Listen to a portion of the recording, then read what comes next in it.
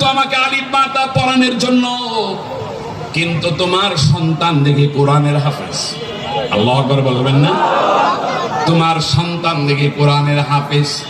আমি বলি 1 হরফ, সে বলে 10 হরফ। আমি 1 আয়াত, সে বলে 10 আয়াত। এমন ভাবে তেলাওয়াত করলো।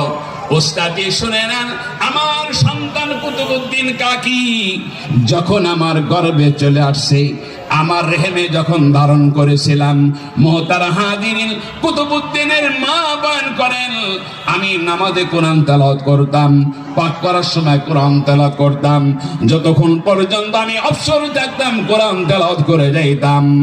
আমার এই সন্তান আমার রেহেমে থাকা অবস্থায় আমি 17 পারা কোরআন পড়ার মতো সুযোগ পেয়েছিলাম। আর রহমান পড়েন, আর রহমান আল্লামা